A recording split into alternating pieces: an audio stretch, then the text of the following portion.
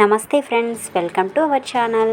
ఈరోజు నేను మీకు ఈ వీడియోలో కస్టర్డ్ ఐస్ క్రీమ్ని ఇంట్లోనే ఈజీగా పెద్దగా ఇంగ్రీడియంట్స్ ఏమీ అవసరం లేకుండా, క్రీమ్ కూడా ఏం అవసరం లేదు, ఇంట్లో ఉన్న వాటితోనే ఈజీగా కస్టర్డ్ ఐస్ క్రీమ్ని ఏ విధంగా ప్రిపేర్ చేసుకోవాలో నేను మీకు ఈరోజు ఈ వీడియోలో చూపిస్తాను. వీడియో మొత్తం స్కిప్ చేయకుండా చూసేయండి ఫ్రెండ్స్. ఇంకా లేట్ చేయకుండా వీడియోలోకి వెళ్ళిపోదాం రండి. ఈ కస్టర్డ్ ఐస్ క్రీమ్ తయారు చేసుకోవడానికి మనం ముందుగా ఒక చిన్న కప్ని తీసుకొని ఇందులోకి కస్టర్డ్ పౌడర్ని ఒక 4 టేబుల్ స్పూన్లు వేసుకోవాలి. ఈ కస్టర్డ్ పౌడర్ మనకి మార్కెట్లో దొరుకుతుంది, లేదు అంటే మనం ఇంట్లోనే చాలా ఈజీగా ప్రిపేర్ చేసేయచ్చు. ఈ కస్టర్డ్ పౌడర్ రెసిపీ వచ్చి మన ఛానల్లో ఉంది, చూడండి. అలాగే ఈ కస్టర్డ్ పౌడర్ వేసాక మునిగేంత వరకు పాలను వేసుకోవాలి. పాలను వేసుకొని ఉండలేమీ లేకుండా కలుపుకోవాలి. నేను ఈ కస్టర్డ్ పౌడర్ని వెనిలా ఎసెన్స్ అలాగే ఎల్లో ఫుడ్ కలర్తో పాటు తయారు చేశాను అనమాట. ఇలా ఉండలు లేకుండా కలిపి పక్కన పెట్టిన తర్వాత నెక్స్ట్ వచ్చి ఇందులో మనం పాలను మరిగించుకోవడానికి ఒక ప్యాన్ని తీసుకోవాలి. నేనైతే 1/2 లీటర్ పాలతో ఈ ఐస్ క్రీమ్ని ప్రిపేర్ చేస్తున్నాను. 1/2 లీటర్ పాలని ఇందులోకి వేసేసుకొని, మనకి ఫుల్ క్రీమ్ పాలైతే మనకి ఐస్ క్రీమ్ అనేది మరింత బాగుంటుందన్నమాట. ఇలా పాలను వేసుకున్న తర్వాత స్టవ్ మీద పెట్టుకొని మనం స్టవ్ ఆన్ చేసుకొని పాలని గరిటెతో కలుపుతూ మరిగించుకోవాలి. ఇలా గరిటెతో కలుపుతూ మరిగించుకోవడం వల్ల మనకి పాలపైన మేగడ అనేది పేరుకోకుండా ఉంటుంది.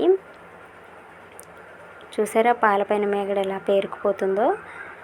ఇలా పేరుకోకుండా, అంచులకి మేగడ పేరుకోకుండా మనం గరిటెతో కలుపుతూ మరిగించుకుంటే మనకి బాగుంటుందన్నమాట. అయితే ఇలా ఒక పొంగు వచ్చేంత వరకు మరిగిన తర్వాత ఇందులోకి రుచికి తగినంత పంచదారను అయితే వేసుకోవాలి.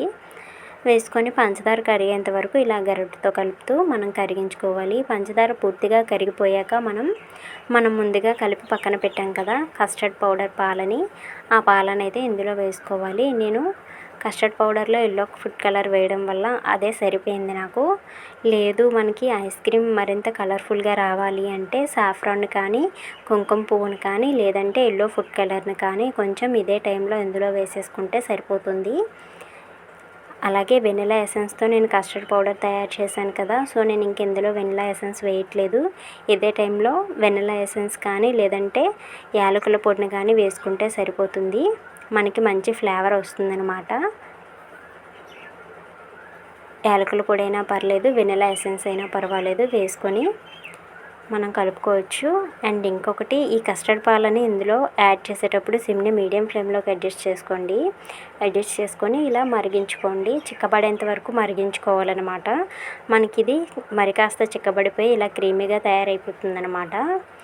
ఇలా క్రీమీగా చిక్కగా తయారైపోయిన తర్వాత చూసారా ఎంత క్రీమీగా తయారైపోయిందో? ఇంకా మనం స్టవ్ ఆఫ్ చేసేయచ్చు. స్టవ్ ఆఫ్ చేసేసి దీన్ని పక్కకు దించేసుకోవాలి.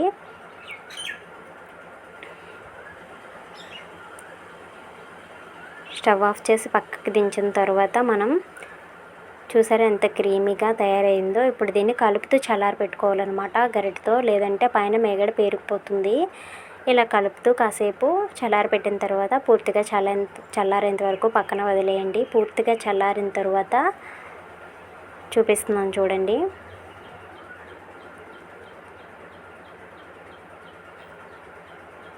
ఇంకోండి పూర్తిగా చల్లారిపోయాక చూసారా మరింత క్రీపీగా తయారైపోయింది కదా. ఇప్పుడు దీన్ని అయితే మనం మూత ఉన్న బాక్స్లోకి తీసుకోవాలండి. మూత ఉన్న బాక్స్లోకి నేనైతే వేస్తున్నాను. వేసేసి మొత్తం ఇదంతా ఇందులోకి వేసేసుకోవాలి. ఇలా వేసేసాక దీనిపైన మూత పెట్టి దీన్ని మనం ఫ్రిడ్జ్లో ఒక 2-3 గంటల పాటు డీప్ ఫ్రిడ్జ్లో వోల్టేజ్ హైలో పెట్టుకొని డీప్ ఫ్రిడ్జ్లో పెట్టుకోవాలి ఒక 2-3 గంటలు.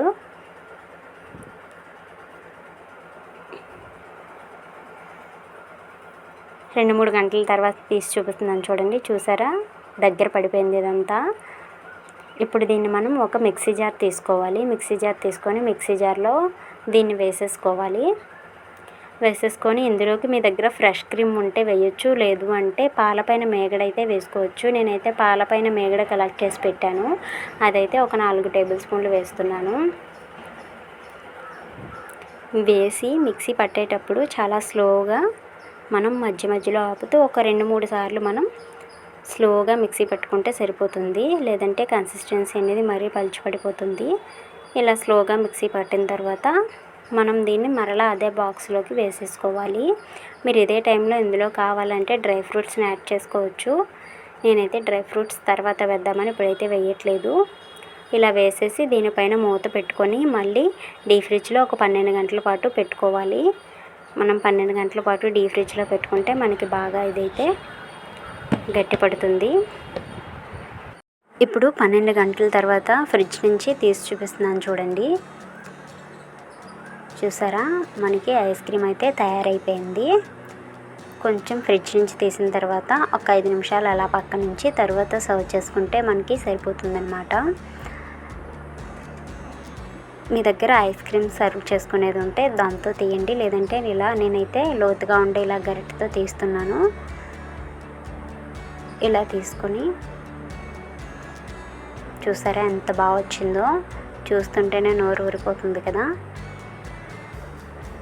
ఇలా మనం సర్వ్ చేసుకోవడమే. సర్వ్ చేసుకొని పైన డ్రై ఫ్రూట్స్ని గార్నిష్ చేసుకొని తింటే అదిరిపోయే కస్టర్డ్ ఐస్ క్రీమ్ రెడీ అయిపోయిందండి. చాలా మంచి రుచిగా ఉంటుంది. తప్పకుండా ట్రై చేయండి ఫ్రెండ్స్. ట్రై చేసి మీకు ఎలా కుదిరిందనేది కామెంట్ సెక్షన్లో అయితే షేర్ చేసుకోండి. ఇలా ప్లేట్లోకి సర్వ్ చేసుకున్న తర్వాత పైన కొన్ని చాక్ చేసిన డ్రై ఫ్రూట్స్ని అయితే నేను గార్నిష్ చేస్తున్నాను. మీరు కావాలంటే మనం ఐస్ క్రీమ్ రెడీ చేసేటప్పుడు అందులో కూడా వేసుకుంటే మనకి తినేటప్పుడు మధ్య మధ్యలో పలుకుగా తగులుతూ చాలా బాగుంటుందండి. ఇంతేనండి, కస్టర్డ్ ఐస్ క్రీమ్ రెడీ అయిపోయింది. వీడియో నచ్చితే తప్పకుండా లైక్ చేయండి ఫ్రెండ్స్. సబ్స్క్రైబ్ చేసుకోండి ఛానల్ని.